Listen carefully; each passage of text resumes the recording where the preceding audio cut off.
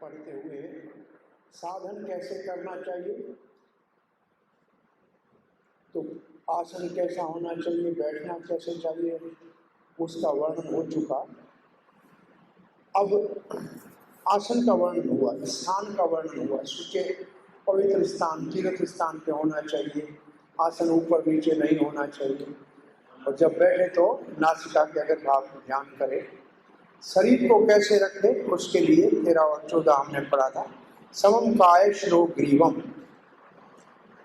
3 शब्द है। काय, काय का मतलब ये गर्दन से नीचे कमर तक का ये पूरा शरीर बीच का, इसको काया कहते हैं। और ये ग्रीवा, ग्रीवा का मतलब नेक और सर का सर, ये सब एक लाइन में होना चाहिए। धार्यम अचलम स्थिरम, इसको अचल स्तर धारण करना चाहिए, ऐसे धीरे धीरे नहीं। संप्रेष नासिकाग्रम स्वम, अपनी नाक के चोटी के ऊपर नजर को टिकानी चाहिए। क्यों? दिशस चावनालोक्य, इधर उधर नहीं देखना चाहिए। आंख इधर उधर नहीं देखे, एक जगह पे स्थिर रहे। प्रशांत आत्मा विगत भी, भय से मुक्त होना चाहिए। प्रशांत आत्मा, मन जो है प्रसन्न होना चाहिए। क्या प्रभुपाद ने प्रशांत आत्मा का क्या शब्द अर्थ लिखा है?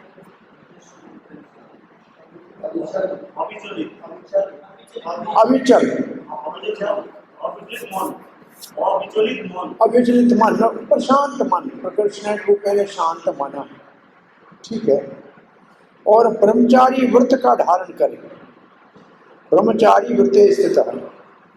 मन संयम मत चित्तो, मुख्य बात है मन को संयम करिए, ठीक है। मत चित्तो बहुत महत्वपूर्ण शब्द है।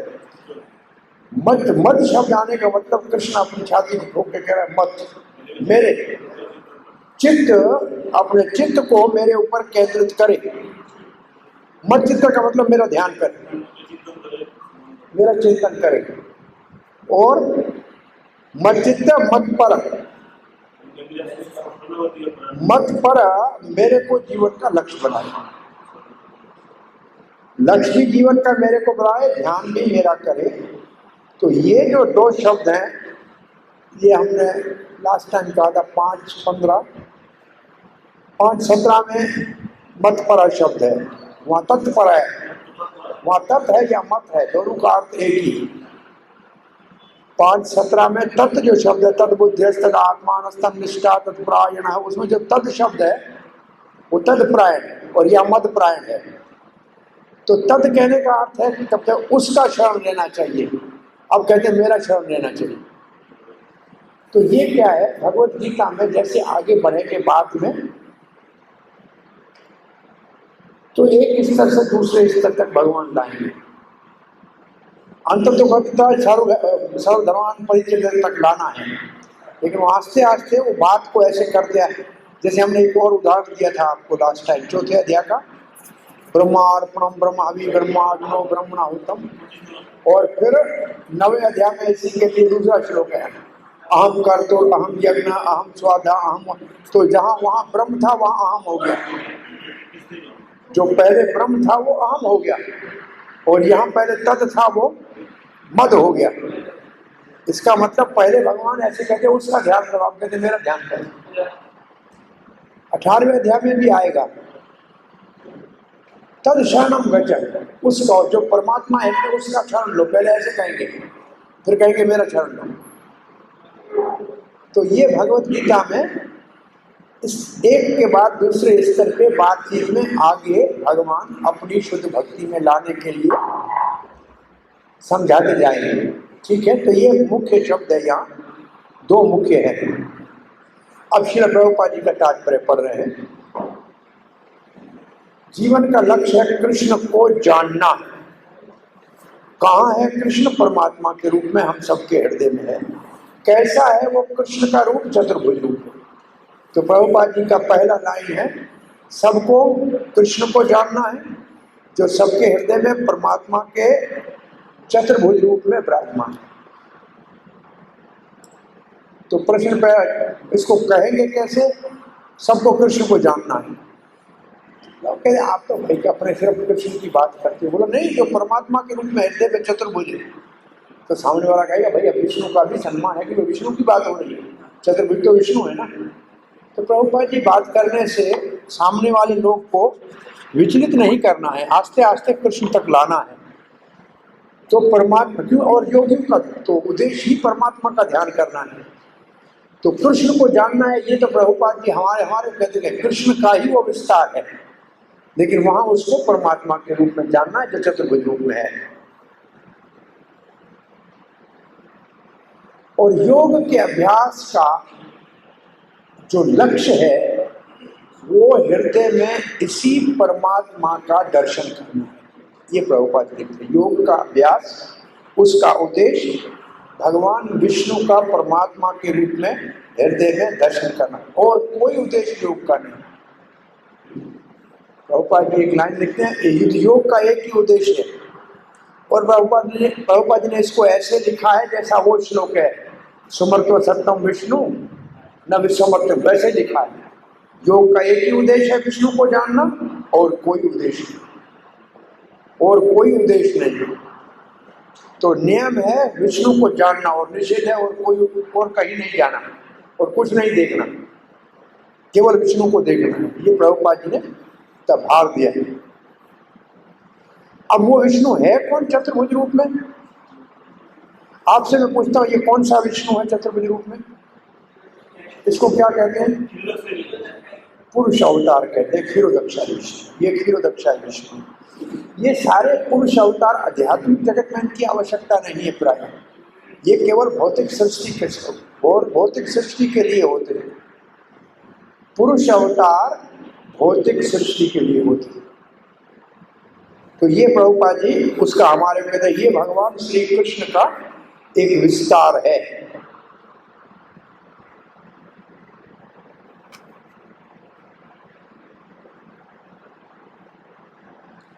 अब प्रभुपाद जी उसी बात को पुनः कहते हैं कि अगर विष्णु का परमात्मा की अनुभूति करने की इच्छा नहीं है तो ऐसे तथाकथित योग का ढोंग समय का व्यर्थ गंवाना है। ये प्रभुपाद जी प्रचलित जो योग के बहुत सारे समाज में चल रहे थे उनके ऊपर कटाक्ष कर रहे हैं। कृष्ण जीवन का अंतिम लक्ष्य है, परम लक्ष्य है, और विष्णु मूर्ति जो सबके हृदय में है वो योग का अभ्यास है। अब ये प्रभुपाद जी दो बातें कर गए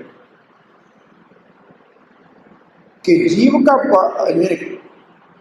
का परम लक्ष्य है कृष्ण, ये तो की एक बात। और फिर का, और जो विष्णु मूर्ति परमात्मा है वो योग का लक्ष्य है, वो योग का लक्ष्य है।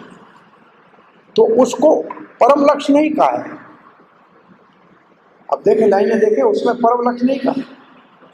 कृष्ण को परम लक्ष्य कहा है और विष्णु मूर्ति को योग का लक्ष्य है, योग का उद्देश्य है, ऑब्जेक्ट है योग का, जो जिसको देखना है वो विष्णु। परंतु वहां रुकना नहीं है, इसका मतलब कृष्ण तक अंत तो पूछना है, पहुंचना है, ये उसका भाव है। दो बातें क्यों लिखती है? एक लिखने से काम क्यों नहीं चलता? क्योंकि केवल विष्णु का दर्शन करने तक भी परमात्मा तो भौतिक जगत में है, तो आध्यात्मिक जगत उसके लोक में कैसे जाएगा? तो अंततो गत्वा परम लक्ष्य तो कृष्ण है, ये प्रभुपाद जी कहते। योग अभ्यास से विष्णु को जानना है।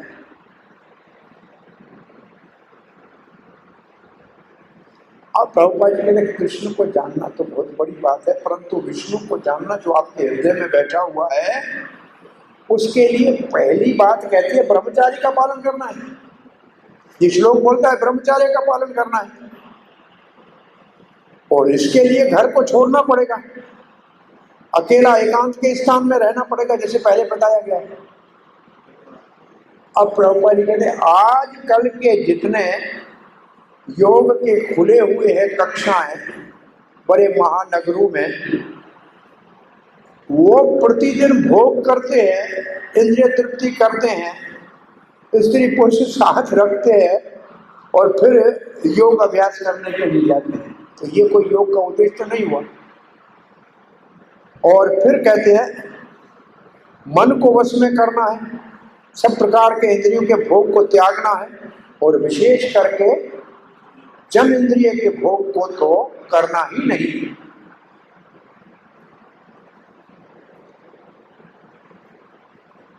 अब आप ब्रह्मचारी प्राय जो है उनके लिए याज्ञवल्क्य के ब्रह्मचारी के लिए सूत्र क्या है? ब्रह्मचारी का व्रत ये है कि पूर्ण रूप से वो जनेंद्रिय का उपयोग यौन संबंध के लिए नहीं करे। कैसे? मन से भी नहीं, वाणी से भी नहीं, शरीर से करने की बात तो क्या है, मन और वाणी से भी नहीं करे, और हर समय नहीं करे, हर परिस्थिति में नहीं करे, और हर स्थान पे नहीं, किसी जगह किसी समय कहीं भी मन से, वाणी से या शरीर से जनेंद्रिय के भोग का विचार न करे, उसको ब्रह्मचारी कहते हैं।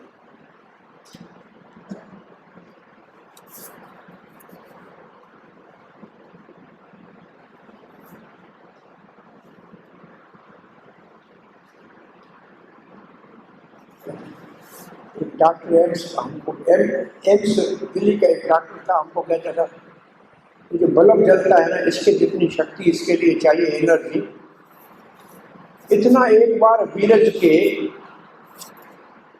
नाश होने से इतनी शक्ति का हास होता है। वो तो एक ऐसे लाखों स्पर्म में तो कितनी एनर्जी जिसके द्वारा मानव भगवान को प्राप्त कर सकता है, ये सारी बेकार एनर्जी चली जाएगी शक्ति, तो बेचारा एक हवाई जहाज आसमान में उड़ रहा है, उसकी टांकी में सोराख है, सारा तेल गिर गया तो बेचारा कहाँ जाके पहुंचेगा? तेल गिर गया तो गिरेगा और कहाँ जाएगा? तो ब्रह्मचार्य का मतलब है जो शक्ति है उसको सुरक्षित रखना। इसके लिए एक शब्द है, आपने कभी सुना हो, ऊर्ध्वरेता। आप लोगों ने ये ऊर्ध्वरेता शब्द सुना है? सारे ही नैम शरण के ऋषि ऊर्ध्वरेता थे। रेता कहते हैं वीरज को, और वो नीचे जाने के बजाय उसकी शक्ति ऊपर जाए, ऊर्ध्व का मतलब ऊपर जाए, तो मस्तिष्क में वो बुद्धि आएगी जिससे भगवान को समझा जाए। एक व्यक्ति, एक हमने बहुत साल पहले पढ़ा था, एक बार सत्संग बहुत साल पहले का, एक छोटी सी गुलाब का इत्र बनाना। आजकल ये सीजन में भगवान को जो इत्र लगता है, गुलाब चल रहा है, कितने मन गुलाब से पहले गुलाब का पानी बनाएगा, उसको पानी उबाल के बनाएगा, तो कम से कम एक मन गुलाब से कोई 10 बूंद मुश्किल से इत्र बनेगा कि नहीं बनेगा? एक व्यक्ति ने इतना गुलाब इकट्ठा किया, फिर उसमें से पानी बनाया गुलाब का, फिर उससे गुलाब का इत्र बनाया, और बनाते ही जाते हुए वो बोतल गिर गई, सब गिर गया। कितना दुख हुआ उसका, कितना पूरा एक आधे एकड़ जमीन के गुलाब को लिया, उसमें से गुलाब का पानी, फिर उसमें से गुलाब का इत्र बनाया और 1 मिनट में गिरा दिया, तो कितना हानि हो गया। बोला ऐसे 1 मन 2 मन पता नहीं कितने मन अनाज खाते हैं, तब थोड़ा सा खून बनता है, उसमें से थोड़ा सा वीरज बनता है, और एक क्षण में उसको व्यर्थ गवा देना कितना बड़ा हानि है, पूरे बागीचे का सत्यानाश है कि नहीं? तो जब तक ये जनेंद्रिय का संयम नहीं है, तब तक योग अभ्यास संभव नहीं। ध्यान योगियों का ढोंग बेकार है। अब प्रभुपाद जी एक परिभाषा क्यों कहते हैं? प्रभुपाद जी गौड़िया मठ में और इस्कॉन में एक विशेषता ये है, गौड़िया मठ है, मठ में केवल सन्यासी और ब्रह्मचारी रहते हैं बस। लेकिन प्रभुपाद ने बनाई संस्था इस्कॉन, जिसमें गृहस्थ भी है और ये परिवार वाले भी है। तो प्रभुपाद जी अब परिभाषा लिख रहे हैं गृहस्थ ब्रह्मचारी की। अब आप देखिए गृहस्थ ब्रह्मचारी किसको कहा जाता है?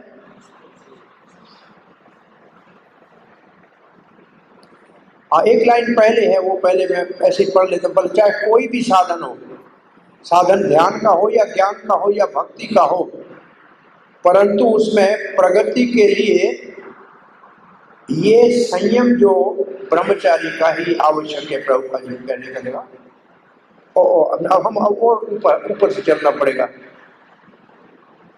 सारी ब्रह्म वहां तक आगे आते हैं, ठहरे पूरा पेज पड़ा है।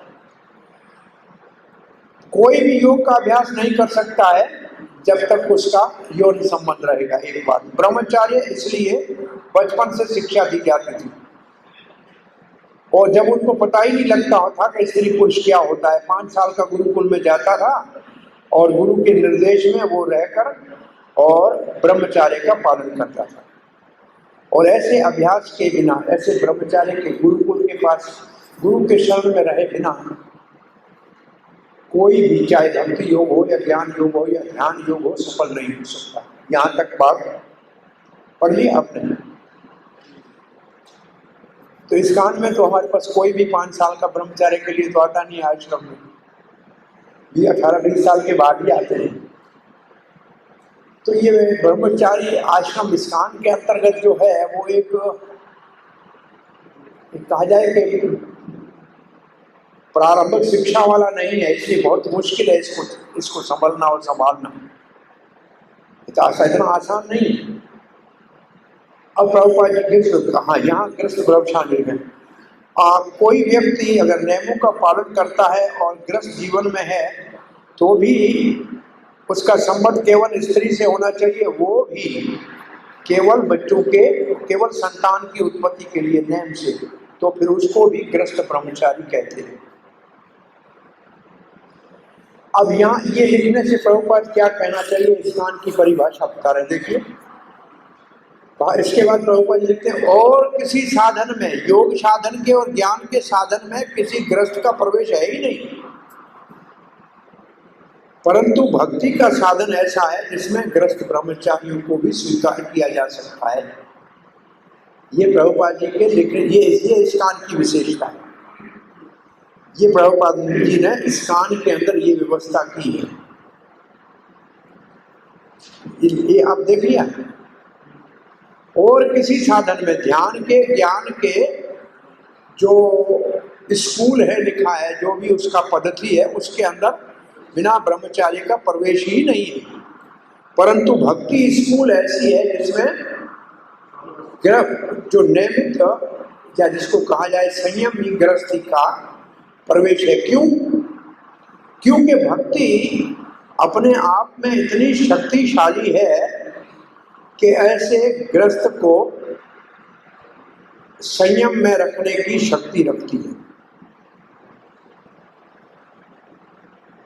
और फिर प्रभुपाद जी लिखते हैं वो श्लोक दूसरे अध्याय का, जिसका अर्थ है उत्तम रस आ गया तो तुच्छ रस का त्याग करना मुश्किल नहीं। रसो वयम अस्ति रसो रसो वर्जम परम दृष्ट्वा निवर्तते।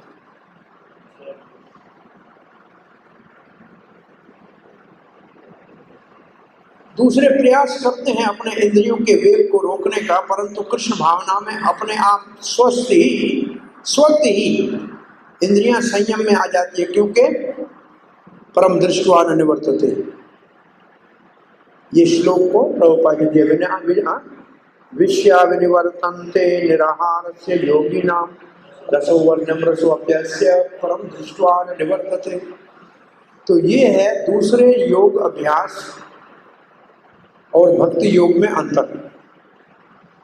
तो भक्ति योग में कौन सा ऐसा परम दृष्टि का अर्थ यहाँ क्या है?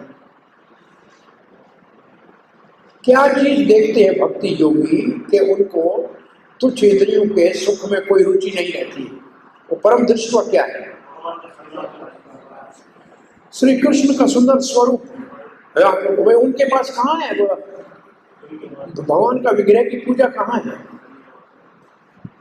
और रोज का फीस कहाँ है? नहीं, रोज फीस नहीं है, नाचना नहीं है, नृत्य नहीं है, गाना नहीं है, तो सूखा सा है। सूखे में कैसे नियंत्रण हो पाएगा? विशेष रूप से परम दृष्टि का अर्थ है सुंदर भगवान के नाम गुण रूप का सेवन करने का सौभाग्य और कहीं नहीं। परम दृष्टवा श्री कृष्ण के नाम गुण रूप के सेवन करने का सौभाग्य। अब प्रभुपाद जी श्लोक में जो विगित भी शब्द है, भय से मुक्त होना, उसके लिए कहते हैं जब तक कोई पूर्ण रूप से कृष्ण भावना भावित नहीं होगा तब तक भय से मुक्त नहीं हो सकता।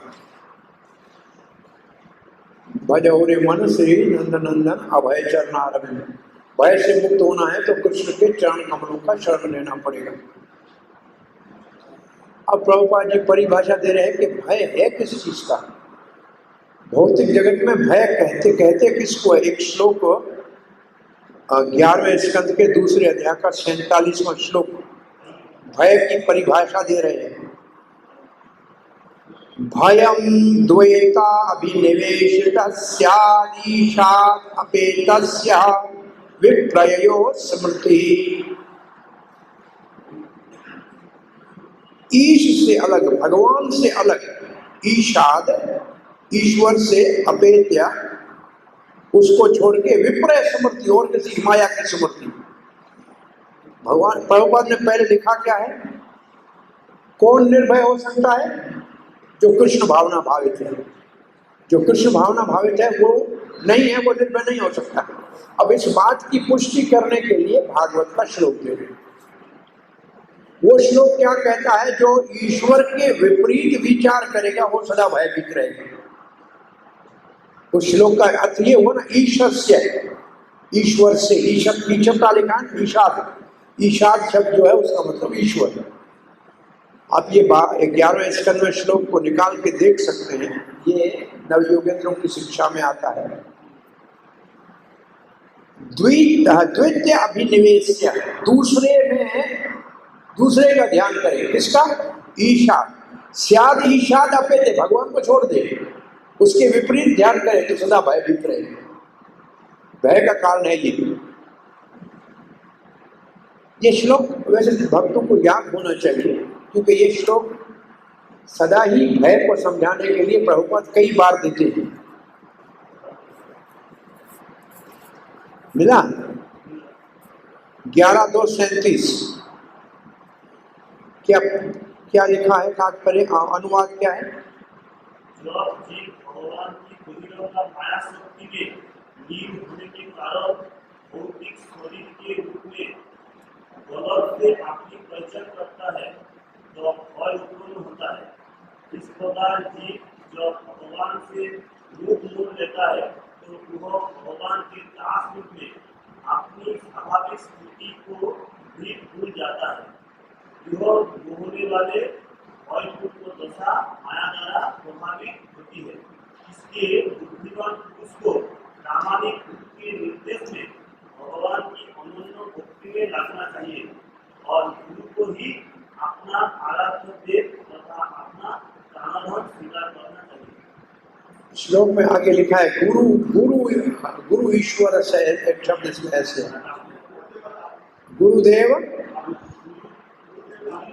गुरुदेव आत्मा, गुरुदेव आत्मा शब्द पर। तो हमने इसमें प्रभुपाद ने इतना श्लोक दे के हमको कहना ये चाहा, जो प्रभुपाद ने लिख दिया ना कि कृष्ण भावना भावित नहीं है तो भयभीत रहेगा। अब इस बात का प्रमाण देने के लिए कहा, जो भगवान से बेमुक्त होगा वो माया के कारण सदा भयभीत रहेगा। तो ये श्लोक देना है प्रभुपाद ने इस बात का सिद्धांत के लिए। अब प्रभुपाद लिखते केवल कृष्ण भावना केवल निर्भयता का आधार है। इसलिए जो कृष्ण भावना का अभ्यास करता है वही निर्भय हो सकता है। और योग अभ्यास का अंतिम लक्ष्य है भगवान का दर्शन करना, भगवान का देखना। कृष्ण भावना भावित इसलिए सबसे उत्तम योगी है, क्योंकि वो रोज भगवान का दर्शन करता है। कभी हम सबको बहुत साल पहले एक बार झांसी में हमसे किसी ने पूछा, आपने भगवान को देखा है? किसी ने पूछा, क्या रोज देखते हैं? रोज देखते नहीं है, रोज जो भगवान खाते हैं वही माल खाते हैं। जो भगवान को भोग लगता है वही राजभोग खाते हैं। तुम तो देख नहीं, तो हम इतने बड़े मूर्ख है कि घर छोड़ के, परिवार छोड़ के और यहाँ कृष्ण के पीछे भाग रहे। कोई पागल है बिना देखे? बोले कहाँ देखे? मंदिर में खड़ा है। बोले वो तो मूर्ति है। वो मूर्ति है, जो मरे हुए उसके लिए मूर्ति है, जो जिंदा है उसके लिए भगवान है। तो तुम लोग मरे हुए, तुमको मूर्ति दिख रही है। प्रभुपाद जी को किसी ने कहा कि आपने भगवान को देखा है? बोला मैं कहूँगा मैंने देखा है कि तुम मान लोगे? तुम नहीं मानोगे तो तुम्हें बताने की क्या जरूरत है? तो हम भगवान, इसी उत्तम अधिकारी में और कनिष्ठ अधिकारी में अंतर क्या है? उत्तम अधिकारी इसी विग्रह को साक्षात भगवान मानता है और मध्यम अधिकारी इसको मूर्ति मानता है, हो ना? कनिष्ठ अधिकारी मूर्ति मानता है। ये दोनों में अंतर है। इसी को भगवान मानता है, यही तो साक्षात भगवान है। लेकिन उसके लिए उतना हृदय में पक्का दृढ़ निश्चय होना चाहिए। प्रभुपाद जी तो बात करते थे ठाकुर जी से। ये जब और मंदिर कृष्ण बलराम स्थापना की तो माँ प्रभुपाद ने क्या कहा, आप कृष्ण बलराम आ गए, कोई समस्या नहीं, जाके आपकी समस्या इनको बताओ, सब समस्याओं का समाधान कर देंगे। प्रभुपाद ने प्रवचन ऐसा दिया। और बाबे के लिए कहते हैं, हमारे राष्ट्र बिहारी सबसे बात करते हैं, भक्तों से बात करते हैं, इनकी कोई भाषा जानता है। और वैसे कहते थे आप सुबह जाकर दर्शन करो, कभी कभी तो बड़े मुस्कुराते हुए नजर आते हैं, और कभी कभी ऐसे लगेगा, आपको ही लगेगा तो क्या आपका हृदय ठीक नहीं है तो वैसे ही लगेगा जैसा आपका भाव है, वैसे ही आपको दर्शन देंगे।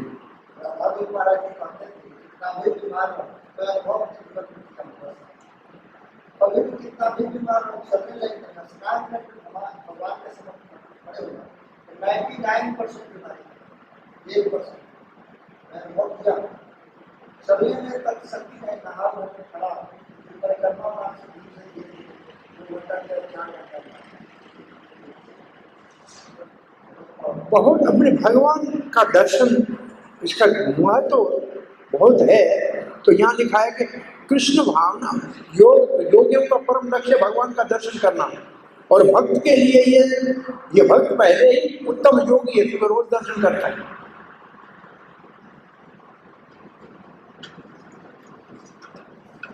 अब प्रभुपाद जी कहते हैं इस श्लोक में जो योग की प्रणाली बताई गई है वो आजकल जो योग का अभ्यास करने वाले दुकान चला रहे हैं उससे अलग है।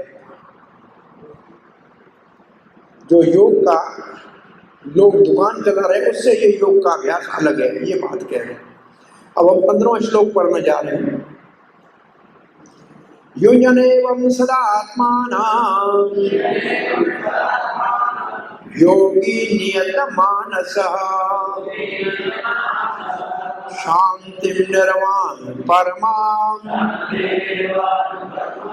मल संस्थान अधिगच्छति।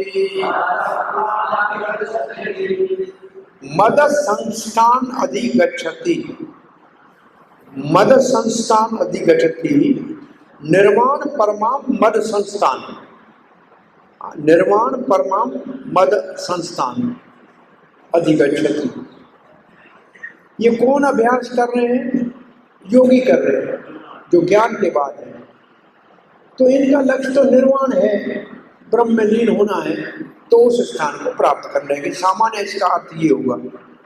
मद संस्थानम,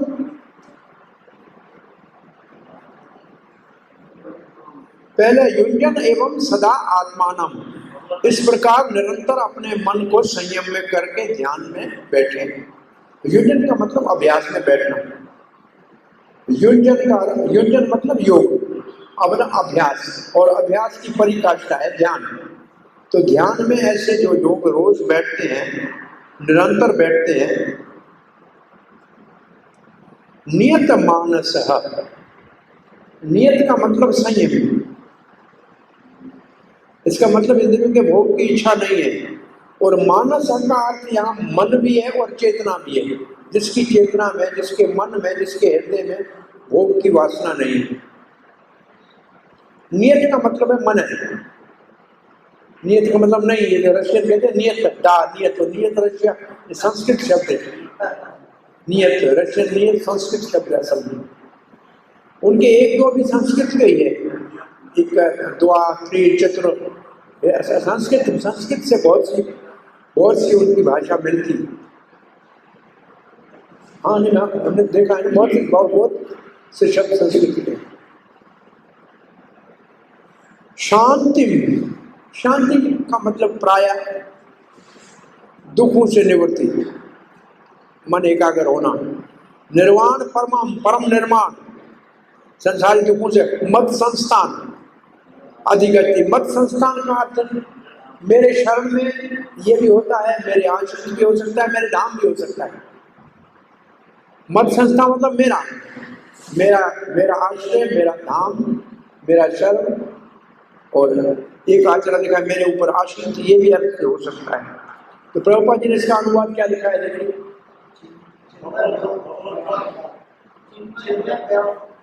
हाँ, तो मत संस्थान का, मत का मतलब मेरा, संस्थान का मतलब धाम। अब उस धाम के अंदर ब्रह्म ज्योति भी आती है, वैकुंठ भी आता है, और गोलोक भी आता है। जो जिसका अधिकारी होगा वहां जाएगा। ज्ञान है, ब्रह्म में जाना चाहेगा तो ब्रह्म में जाएगा, वो भी भगवान का धाम है। वैकुंठ का अधिकारी हुआ तो वैकुंठ में जाएगा, गोलोक में जाएगा। तो धाम में सब आ गए। आपने पढ़ा होगा भक्तिसामत सिंधु में कि जिन असुरों को भगवान मारते हैं वही भगवान के धाम में जाते हैं, परंतु अंतर क्या है, वो धाम की सीमा में रहते हैं और भक्त भगवान के महल में रहते हैं। महल में और सीमा में रहने में जितना अंतर है, इतना उन दोनों में अंतर है। दोनों एक महल में रहना है, एक राज की सीमा पे रहना है, लेकिन है दोनों भगवान का धाम।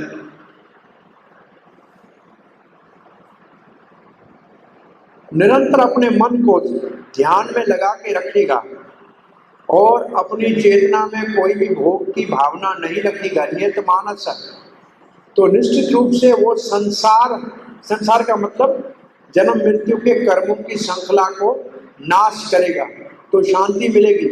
और फिर उसको निर्वाण का मतलब मुक्ति मिलेगी परम में। वो प्रायः निर्विशेष ब्रह्म में जाएगा अगर योगी होगा तो।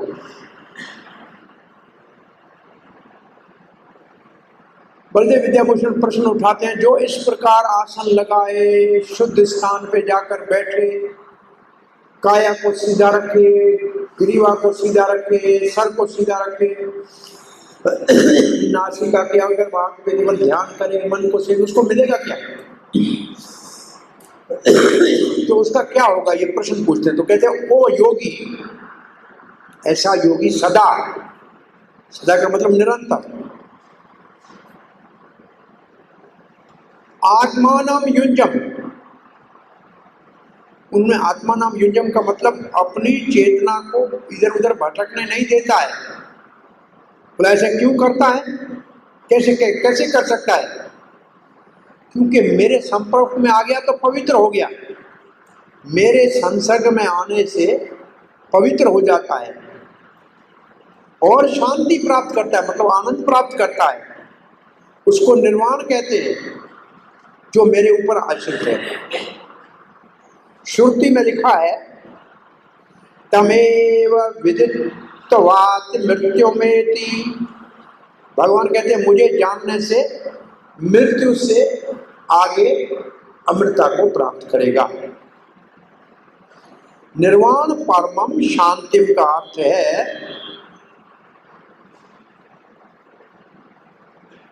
शांति, सुख, निर्वाण, मुक्ति,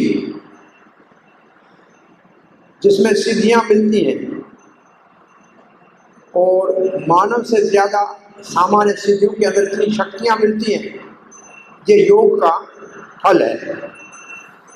ये दोनों आचार्य लिखते हैं ध्यान योग की दृष्टि से। अब श्रील प्रभुपाद जी लिखते हैं ध्यान योग का परम लक्ष्य यहाँ स्पष्ट रूप से समझाया गया है। ध्यान योग का परम लक्ष्य इस श्लोक में स्पष्ट रूप से साफ साफ समझाया गया है। योग का अभ्यास किसी भौतिक लाभ के लिए नहीं है, उसका उद्देश्य है हमारा भौतिक जन्म मृत्यु के चक्कर को समाप्त करना। प्रभुपाद जी लिखते हैं उसका भौतिक हमारा अस्तित्व को ही समाप्त करना। कोई स्वास्थ्य को ठीक करने के लिए योग का अभ्यास करता है अथवा कुछ भौतिक सिद्धियों के लिए करता है, तो ये भगवद गीता के अनुसार योग नहीं है। ये प्रभुपाद जी जो आज भी और उस समय में भी योग के बहुत से आसन प्राणायाम ऐसे करते थे, परंतु जिसमें परम लक्ष्य का पता नहीं था, उनको कहते ये योग शास्त्र का नहीं है।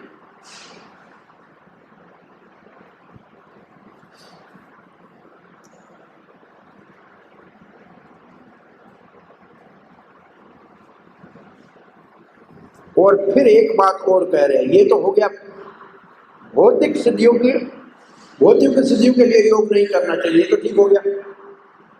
भौतिक सुख सुविधा के लिए, स्वस्थ के लिए अथवा सिद्धियों के लिए योग का उपयोग नहीं करना चाहिए, ठीक है।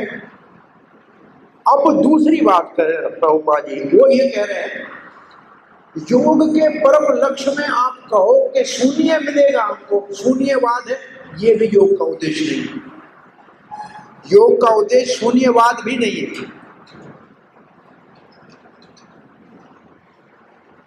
प्रभुपाद जी भगवान की सृष्टि में शून्य कहीं भी नहीं है, भगवान की सृष्टि में कहीं भी शून्य नहीं है।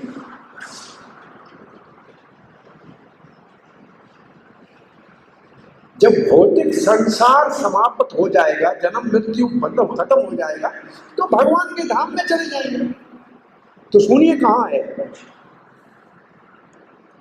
तो प्रभुपाद जी ने योग की परिभाषा में जो तथाकथित योग के अभ्यास करने वालों की जो परम लक्ष्य को नहीं जानते हैं, उनकी त्रुटियों को कहा है कि वो योग नहीं है।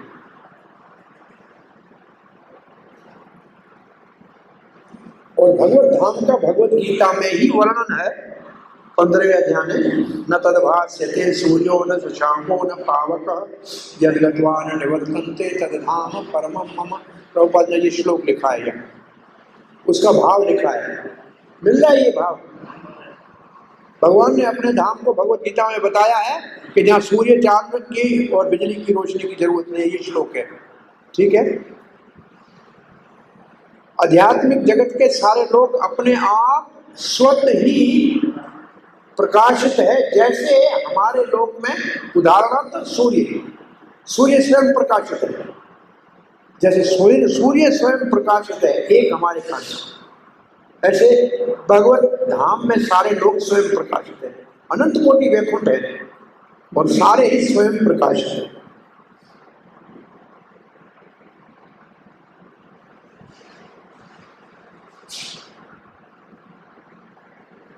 तो भगवान का जो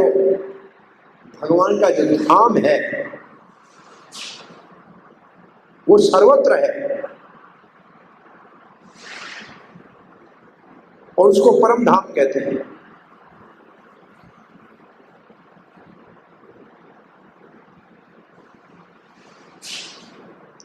अब प्रभुपाद जी जो पहले श्लोक हम पढ़ा है उसके दो शब्द को फिर पुनः ला रहे हैं। मत चित्त मत परा, मद स्थानम इस श्लोक में है। मद चित्त मद परा मद स्थानम, ये तीन शब्द कहते हैं कि जो सही माना में योगी है जो वास्तविक योगी है, जो सिद्धि को प्राप्त करना चाहता है, उसको तो भगवान श्री कृष्ण को ही समझना चाहिए, क्योंकि स्पष्ट रूप से भगवान ने मत चित्त, मत पर और मत स्थान कहा है, तभी उसको वास्तविक शांति मिलेगी और भगवत धाम, कृष्ण लोक, गोलोक, वृंदावन प्राप्त होगा। ये लिखा हुआ है, लेकिन इसका अर्थ ये नहीं समझना कि ये योगी कभी जाएंगे गोलोक। गोलोक कौन जा सकता है? कौन सा?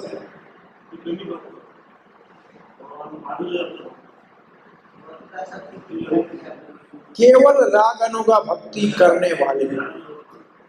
गोलोक धाम में केवल राग अनुगा भक्ति वाले जा सकते हैं। गोलोक धाम में भी एक राधा कृष्ण का विभाग है, जहां राग अनुगा नहीं है वो भी जाते हैं। जहाँ रागनों को भक्ति नहीं करते हैं वो भी जाते हैं। गोलोक में एक जगह है जहाँ राधा कृष्ण की उपासना होती है, लेकिन रागनों का भाव से नहीं होती है। एक ऐसा एक विभाग है, तो बहुत से लोग राधा कृष्ण की उपासना तो करते हैं, परंतु राग मार्ग से नहीं करते। राग मार्ग तो विशेष रूप से गौड़ीय वैष्णव में ही विशेष यहाँ है, और जगहों पे नहीं। तो प्राय बहुमत लिखा ऐसे है, लेकिन इसका मतलब आध्यात्मिक जगत में जाएंगे। ब्रह्म संहिता में भगवान के धाम का वर्णन है, गोलोक एव निवस्य अखिलात्म भूता। भगवान अपने धाम में रहते हैं, परंतु सर्वत्र ही परमात्मा के रूप में प्रविष्ट हैं, और ये सब भगवान की अंतरंग शक्ति के द्वारा होता है। कोई भी आध्यात्मिक जगत में, वैकुंठ में नहीं जा सकता, भगवत धाम गोलोक धाम में नहीं जा सकता। कब तक? जब तक श्री कृष्ण के और उसके जो विस्तार विष्णु आदि को ठीक तरह से नहीं समझेगा। इसका अर्थ क्या हुआ? इसका अर्थ हुआ, जो कहते हैं कि शून्यवाद है वो कैसे जाएंगे? शून्यवादी तो भगवत धाम में जा नहीं सकता, क्योंकि वहां कृष्ण का तो अस्तित्व है नहीं। जो ब्रह्म में लीन होने जाते हैं वो भी कृष्ण को तो मानते ही नहीं, तो वहां नहीं, उसके धाम में तो जाएंगे नहीं, तो ब्रह्म ज्योति तक जाएंगे ज्यादा से ज्यादा। तो ये ऐसा लिखने का भाव ये है कि निर्विशेष और शून्यवादी भगवत धाम नहीं जा सकते। इसका अर्थ ये, इसकी माना क्या होगी? निर्विशेषवादी और शून्यवादी भगवत धाम नहीं जा सकते। इसलिए प्रभुपाद जी का प्रचार इन दोनों के निवारण के लिए था। अब प्रभुपाद जी निर्णय दे रहे हैं, इसलिए जो कृष्ण भावना में कार्य करता है वो पहले से ही भगवान, उनका मन कृष्ण के कार्यकलापों में लगा हुआ है, कृष्ण के चरणों का ध्यान करता है। स वै मन कृष्ण पदारविंद, तो वो तो पहले ही योगी है, भगवत धाम जाएगा, उसको अभ्यास करने की जरूरत नहीं है। और वेदों में भी वर्णन है, वही श्लोक जो चक्रो अपना बद्ध विद्या भूषण दिया ना प्रभुपाद ने, उसको दिया है, तमेव विदित्वा मृत्युमेति, जन्म मृत्यु से मुक्त होकर भगवत धाम जाएगा जब कोई भगवान श्री कृष्ण को जानेगा। विदित्वा, जानेगा। दूसरे शब्दों में योग की सिद्धि है भौतिक बंधन से मुक्ति, केवल शब्दों का जाल और कुछ आसन दिखाकर लोगों को मूर्ख बनाना नहीं, कुछ चमत्कार दिखा के लोगों को मूर्ख बनाना या शब्दों के जाल से मूर्ख बनाना, ये योग का उद्देश्य नहीं है। योग का उद्देश्य है, योग की सिद्धि है जन्म मृत्यु से मुक्त होना। तो हमने सीखा क्या इस श्लोक से, प्रभुपाद के भाव से? जो योगी है उसको जन्म मृत्यु के बंधन से मुक्त होना है, ये उसका उद्देश्य है, और भगवत धाम जाना है, ये उसका उद्देश्य है। और यही काम कृष्ण भावना में अपने आप हो जाते हैं। और कौन नहीं जा सकता है? शून्यवादी और निर्विशेषवादी नहीं जा सकता है। ये इस श्लोक का सारांश है। अब हम 16वां श्लोक पढ़ने जा रहे हैं। नात्यशन्तस्तु योगो अस्ति न चैकान्तम् अनशन्तः न चाति स्वपनशीलस्य जागर्तो नैव अर्जुन। न अति अशंतस। अश्न का मतलब है खाना, अश्नामी भोजन करना। तो जो अति अति अधिक खाता है और जो बहुत कम खाता है वो योग का अभ्यास नहीं कर सकता।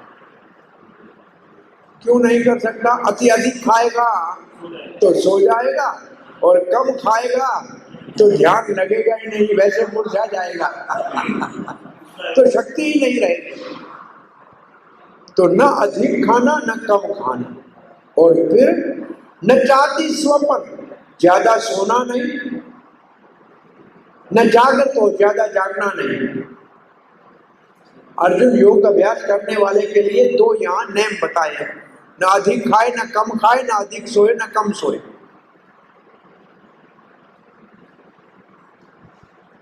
अगर अधिक खाएगा कम खाएगा तो योग का अभ्यास नहीं कर पाएगा, अधिक या कम सोएगा तो भी योग का अभ्यास नहीं कर पाएगा। ये श्लोक का भाव है।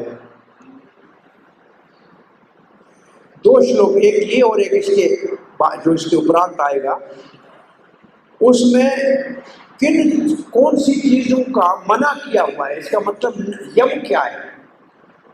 ये यम हो गया ना, जिन चीजों का मना किया है नहीं करना। योग के अभ्यास करने वालों के लिए निषेध क्या है? निषेध का वर्णन है अधिक खाना, कम खाना, अधिक सोना, कम सोना। वो कभी योग का अभ्यास नहीं कर सकता।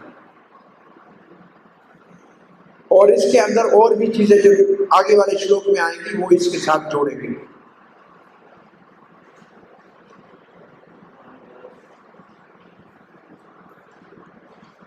श्रील प्रभुपाद जी लिखते हैं, भोजन का संयम और सोने का संयम यहाँ योगी के लिए बताया गया है। नेम जो है सोने के और खाने के।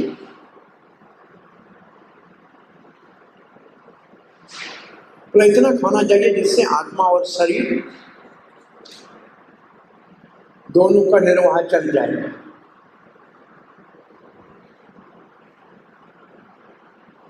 अब प्रभुपाद जी प्रचार के लिए लिख रहे हैं, इसलिए मानव को पशु के मांस खाने की जरूरत नहीं है। बहुत ही सब्जियां हैं, अन्न है, फल है, फूल है, दूध है, वही खाए। ये सब सात्विक है। भगवत गीता में इसको सात्विक आहार कहा गया है। और मांसाहार तामसिक है और राजसिक है। इसलिए जो मांसाहार करते हैं, मदिरापान करते हैं, धूम्रपान करते हैं, और जो भगवान कृष्ण को भोग लगाते नहीं है ऐसा अन्न खाते हैं, वो निश्चित रूप से पाप के बंधन में पड़ेंगे और उनका सारा खाना जो भी खाते हैं वो उनको दूषित करेगा। भुंजते थे अगम पापा ये पचन्ति आत्म कारणात्, ये तीसरे अध्याय का श्लोक लिखा है। जो अपने स्वयं स्वाद के लिए खाते हैं वो केवल पाप खाते हैं।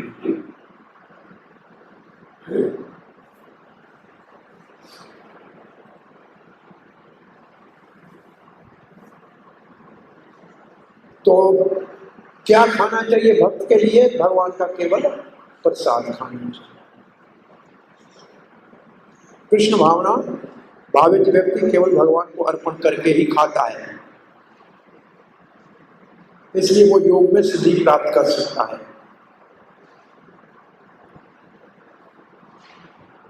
और किसी को ऐसा नहीं है मैं नहीं खाऊंगा, बस उपवास ही उपवास करूंगा, ऐसा कृत्रिम रूप से नहीं करना चाहिए। हम भी करते हैं उपवास जो शास्त्र में नियमित है।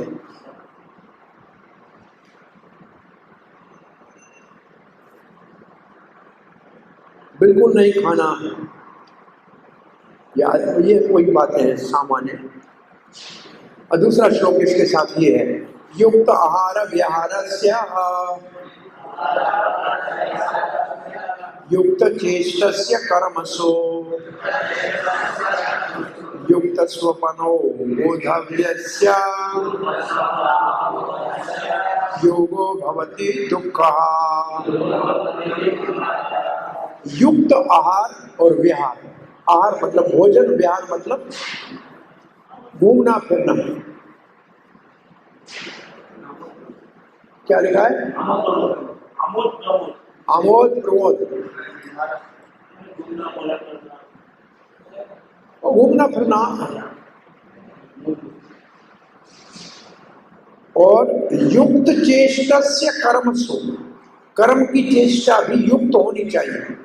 पागल नहीं कि 18 घंटे काम करता रहे, युक्त कर्म। युक्त चेष्टस्य कर्मसु, कर्मों में भी पूरा पूरा लगना चाहिए जो समय है। युक्त स्वपन, सोना भी युक्त होना चाहिए। और बोधस्य युक्त चेष्टस्य कर्मसु, भौतिक कार्य हो या आध्यात्मिक हो, उन सब में इंद्रियों को नेम से लगाना चाहिए। ये है युक्त चेष्टस्य का अर्थ, आध्यात्मिक भी और भौतिक भी। और जो अवबोधस्य, इसका मतलब चलना, सोना और चलना। और ऐसे करेंगे तो योग सारे दुखों का निवारण करेगा। तो योग से फल क्या मिलेगा? दुख। हाँ, दुख सब चले जाएंगे। दुखों के नाश के लिए योग में ये काम करने हैं, पूरा खाना, पूरा सोना, पूरा घूमना, पूरे आध्यात्मिक और भौतिक क्रियाओं में इंद्रियों को लगाना और पूरा चलना। पूरे का मतलब न ज्यादा न कम। ये इस श्लोक का भाव है। श्रील प्रभुपाद लिखते हैं, खाने के विषय में ज्यादा विस्तार करना, सोने के लिए ज्यादा व्यवस्था करना और अपनी रक्षा के लिए व्यवस्था करना, भोजन के लिए, ये तो पशु की वृत्तियां हैं। इससे तो कभी योग होता है। प्रभुपाद ने सीधा इनको, इस श्लोक को किस में ले लिया? आर निद्रा भय मैथुन्य। बोले ये साथ क्योंकि मैथुन्य आदि ये बिहार में सब आ जाएगा। तो इसलिए ये कार्य जो है, इसमें कोई अगर व्यक्ति अगर सीमा से ज्यादा, एक नेम से ज्यादा इनमें लग जाएगा तो योग का अभ्यास नहीं कर पाएगा, योग में प्रगति नहीं कर पाएगा। प्रभुपाद जी कहेगा योग में प्रगति नहीं कर सकता। जहां तक भोजन का प्रश्न है, बस केवल प्रसाद ही खाना चाहिए, ये हमारा लिए एक ही नेम है। प्रभुपाद जी युक्त आहार विहार में कहते हैं केवल प्रसाद ही खाना चाहिए। अन्य स्थानों में ये लिखा है प्रसाद भी, भले भगवान का प्रसाद हो, लेकिन फिर भी संयम से खाना चाहिए, नेम से खाना चाहिए।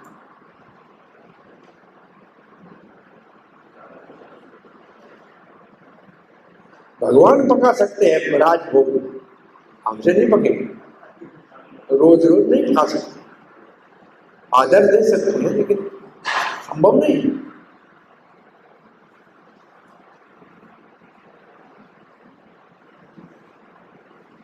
तो भगवान को क्या अर्पण करना चाहिए? प्रभुपाद जी प्रचार के लिए लिखते हैं, आप सब लोग तो जानते ही हैं कि भगवान ने मांगते ही पत्रम पुष्पम फलम तोयम, तो उसको वही अर्पण करना चाहिए और वही खाना चाहिए। कृष्ण भावना में ये सब काम अपने आप होता है, उनको यही शिक्षा दी जाती है।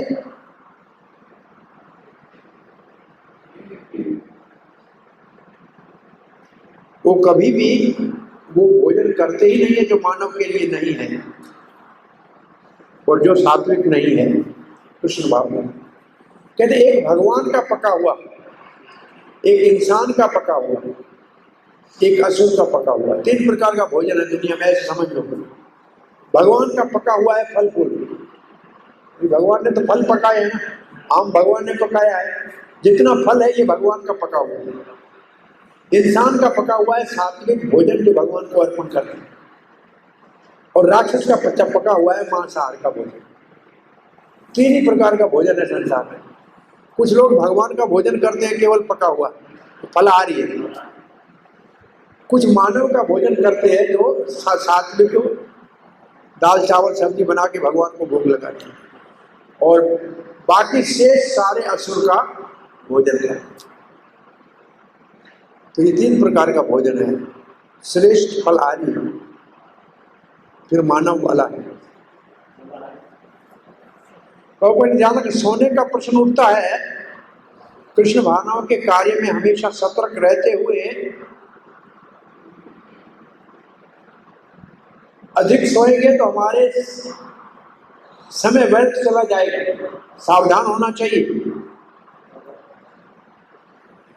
अब प्रभुपाद जी ने ये शब्द लिखा है, कोई बताए कहां से लिखा है? अव्यर्थ कालत्वम, ये किसकी पहचान है? भाव भक्ति का पहला लक्षण है। इसका अर्थ है यहाँ जो प्रभुपाद जी लिख रहे हैं, ये प्राय 90% भक्तों के पर लगता नहीं है, क्योंकि भाव भक्ति में नहीं पहुंचे हुए। 90 भी नहीं, मैं कहूँ 99% भक्त तो भाव भक्ति में नहीं है। ये है अव्यर्थ कालत्वम जो है, ये है भाव भक्ति की, इस भाव भक्ति की परिभाषा, जिसको नौ है, यहाँ 9 है। चलो रिपीट करो, याद हो जाएगा। शांति है, इसके बाद अव्यर्थ कालित्वम, शांति, वृत्ति, मान शून्यता, आशा बंद, समुत्कंठा, 5 हो गए, बाकी 4 बचे। नाम गाने सदा रुचि, 6 भगवत स्थान, जहाँ जहाँ भगवान की लीला उन स्थानों में रुचि, 7 हो गए।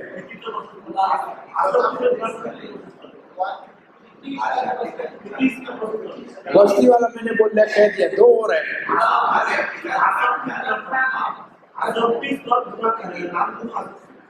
नाम में आसक्ति, लीला में आसक्ति, धाम में आसक्ति, ये 3 है। ये प्राय सारे ही गोपियों राधा रानियों का ही वर्णन है। ये आदमी के स्तर से ऊपर के है। केवल पहले 3-4 उदाहरण है परीक्षित महाराज के, और ये कुछ महाराज भट्ट के इनका है। तो प्रभुपाद ये लिखा तो है, लेकिन ये है बहुत ऊपर के स्तर का।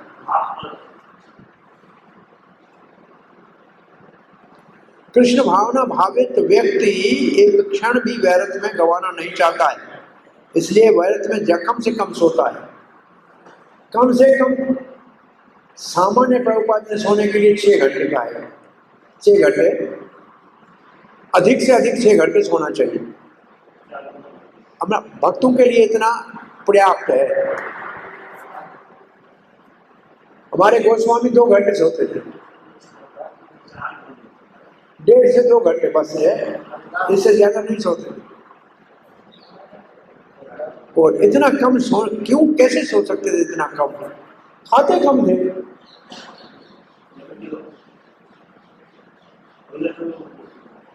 और इतना, कभी आप देखो कोई पुस्तक ऐसा भगवान का अच्छा मिलता है, पढ़ने बैठो रात को तो 10 घंटे 8 घंटे बीत जाते हैं, सोते नहीं है, पुस्तक पढ़ते रहते हैं ना। अच्छा लगता है तो पढ़ते रहते हैं, ऐसे हो जाता है ना। तो ऐसे जिनको भगवान के लीला सुमरण में, भगवान की कथा, प्रभुपाद जी 9 बजे सो गए, 10:30 बजे 11 बजे उठ गए, और फिर 4 बजे तक लिखते रहे। तो किसी भक्त ने कहा कि मैं सेवा में था, मैंने कहा ऐसे इंसान कैसे कर सकता है? भाई 9 बजे सोया, 10:30 बजे उठ जाए और फिर लिखे। मैं देखा 10:30 बजे बत्ती चालू हो गई, लिखना चालू हो गया, और 4:30 बजे हुए, फिर 15-20 मिनट लेटे, फिर तैयार होकर निकले चलने के लिए। दर्शन आरती की घंटी बजे, शंख बजे, उससे पहले प्रभुपाद जी मंदिर में पहुंचे।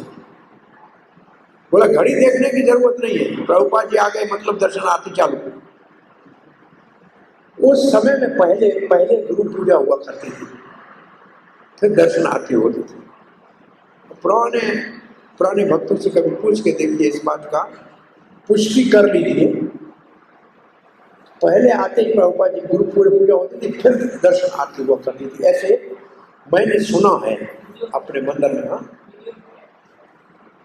उससे एक सिद्धांत स्थापित जनरली है, मैं पहले गुरु से वहां जाना, और भगवान के जब पट खुले हैं तो किसी और की पूजा और प्रणाम नहीं करते जनरली। जैसे तुलसी की पूजा करते हैं तो भी पर्दे बंद करते हैं फिर करते हैं, परंतु तदीय वस्तु है भगवान के, बिल्कुल कोई महान आचार्य है उसका ऐसा संभव है, लेकिन सबके लिए संभव नहीं। पहले ऐसे होता था। तो कहने के कम सोने की बात कर रहे हैं, तो प्रभुपाद जी का सोना, आचार्यों का सोना बहुत अल्प हुआ करता था। ये आध्यात्मिक शक्ति से हो सकता है, ये कोई हमारे प्रयास से नहीं हो सकता।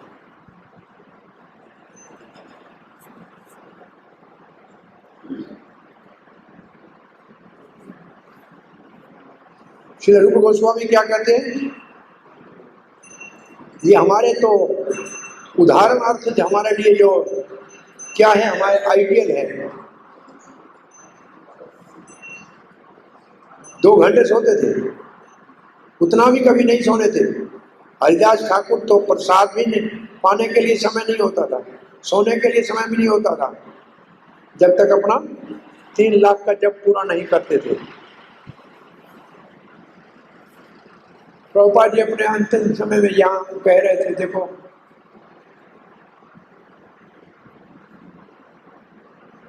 भाई, हमने जिसको कहा जाए 4 चीजें हैं ना, क्या 4 चीजें हैं, ईटिंग, सीटिंग, स्लीपिंग, मैटिंग और डिफेंडिंग।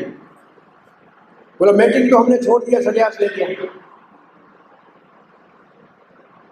और यहाँ 1 महीना तक का ईटिंग छोड़ दिया, कुछ खाया नहीं, बोला ईटिंग छोड़ दिया हमने, स्लीपिंग छोड़ दिया, सोते नहीं है, डिफेंडिंग छोड़ दिया, तो ये सारा सब काम समाप्त हो गया। केवल भगवान के जितना समय जागते थे तो भागवत का ही विषय में बोलते थे, अपने भक्तों से बात नहीं तो अपना सुमरन में ध्यान भी लगे रहते थे। ये स्थिति इतनी आसान नहीं है, पढ़ सकते हैं, पढ़ ले सकते हैं, लेकिन ये करना हमारे बस का नहीं है, ये समझना चाहिए। जहां तक कार्य का प्रश्न है,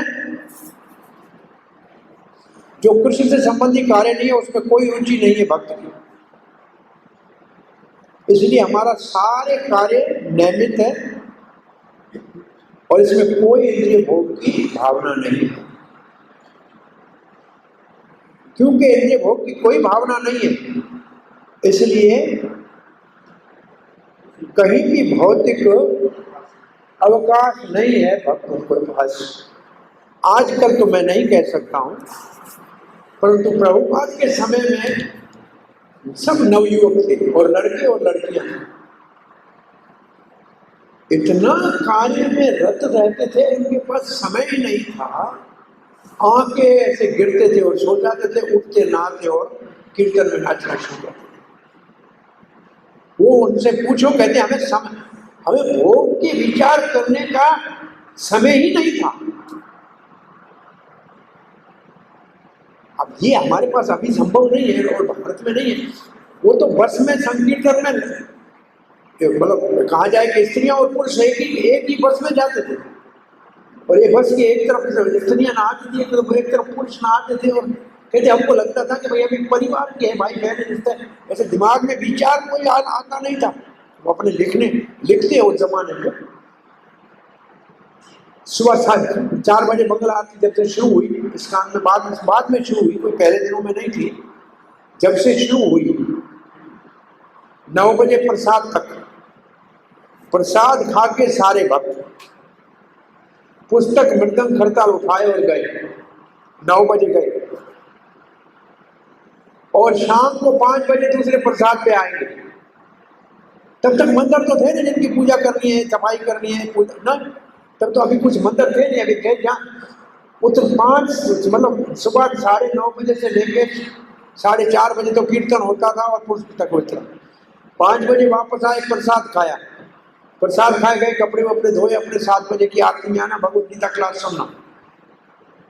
और तब तक इतने थक जाते थे, 8 बजे मंदिर क्लास खत्म हुई, 8:30 बजे दूध का गिलास पिया और सो गए। समय ही नहीं था सोचने का। अब ऐसी स्थिति नहीं, सुविधाएं भी नहीं थी, तब भी उनको नींद आ जाती थी। इस ब्रह्मचार्य आश्रम में, हमारे इस ब्रह्मचार्य आश्रम में 92 में जब पहले आया, एक भुवनेश्वर के कमरे में कूलर था, फर्स्ट फ्लोर पे सारे पूरे ब्रह्मचार्य में एक कमरे में कूलर था। और हम वो छत के ऊपर गर्मी में जाके थोड़ा पानी बाल्टी डाल के सोते थे, सारे ब्रह्मचारी जो रहते थे यहाँ, वो छत के ऊपर जाके पानी डाल के 2-3 घंटा मुश्किल से सो सकते, उससे ज्यादा सोने का। तब तो उठना ही 3:30 बजे तो उठना, 4 बजे उठना है उस जमाने के। और सो सकते 10 के बाद मुश्किल से, थोड़ा ठंडा होता था। कमरे में तो सो नहीं सकते थे, जैसे आग बल ऐसा होता था। और ये डीटी के नीचे जो बेसमेंट है, दोपहर में इसके नीचे जाके उधर जाके सोते थे नीचे। जो पुजारी है ना, वो नीचे वो थोड़ा ठंडा होता है बेसमेंट, वो जगह ही नहीं थी। प्रेसिडेंट के रूम में एक कूलर था। तो मैं स्थिति ये बताऊंगा, ऐसी स्थिति में समय ही नहीं था बेकार बात करने का, सोचने का। इतना काम होता है कि समय ही नहीं मिलता है। ये प्रभुपाद जी ये बात कर रहे कि क्या कृष्ण भावना में समय ही नहीं है व्यर्थ सोचने का, कहाँ जाके सोचेंगे। अब इतना कीर्तन, अब कीर्तन बाहर वाला कीर्तन समाप्त हो गया, सेवाएं भी उतनी, जैसे ठाकुर जी की सेवा है वो तो हो ही रही है। अब तो आप 6, 8, 10 भक्त होते थे, अब तो ज्यादा ही है। एक आरती एक दिन में मुश्किल से होती है, बहुत कम भक्त होते हैं, तो शायद ज्यादा सेवा होती है, तो भोग का सोचने का टाइम ही नहीं मिलता है। तो ये इस्कॉन का पहले दिन में, उस दिन आप यहाँ सुन रहे थे, जय पिता का स्वामी बाहर रेत पे सो जाते थे और जगह ही नहीं थी। ये ब्रह्मानंद स्वामी, ये जो बिल्डिंगें बनती थी ना, बिल्डिंग बन रही है, उसके अंदर बाथरूम में टब बनाया है कि यहाँ बाथरूम बनेगा, खुली बिल्डिंग में जाके रात को सो जाते सन्यासी। कैसे वो लोगों ने कितना परिश्रम किया है उसको सोचो। ये सारा इस्कॉन का साम्राज्य प्रभुपाद ने उनके द्वारा बनाया जिन्होंने तपस्या की। भोग की भावना, जब सुविधाएं आए तब भोग आएगा, सुविधाएं आ गया तो फिर आराम की विचार आ जाएगा। तपस्या जो होती है उसमें अपने आप स्वयं तपस्या करने के लिए अभ्यास करना चाहिए कभी कभी, तब अनुभूतियां आएंगी, नहीं तो अनुभूतियां नहीं आएंगी। अब हम पढ़ते हैं, क्योंकि वो बिल्कुल नियमित हो रहा है, इसलिए उसका काम, उसकी वाणी, उसका सोना, उसका जागना, उसके सारी शरीर की क्रियाएं अपने आप नियमित होती है, संयमित होती है, इसलिए कोई भौतिक दुख का प्रश्न ही नहीं उठता। समय हो गया मेरे ख्याल में, ठीक है, 3 बज गए हैं। कल एक दिन छुट्टी है, फिर हम रोज क्लास करेंगे। कल मेरा एक लास्ट सेमिनार है, तो ठीक है। ये असल में प्रचार के लिए है, सिर्फ हमारे लिए प्रभुपाद जी इसको सरल बता रहे हैं कि हमको जीवन में क्या करना चाहिए। योगियों वाला काम हमको करना नहीं है, भक्तों के लिए जो है उसको समझना चाहिए और उसको अभ्यास में कितना ला सकते हैं वो प्रयास करना चाहिए। हरे कृष्ण, धन्यवाद। कोई प्रश्न जिज्ञासा तो नहीं है?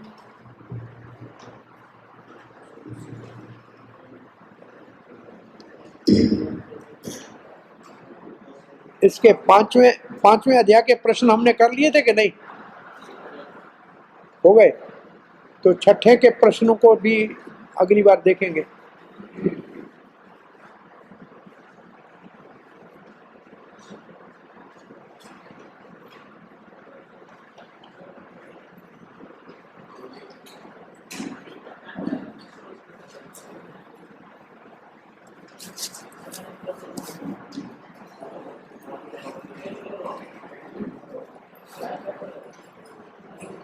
हरे कृष्णा।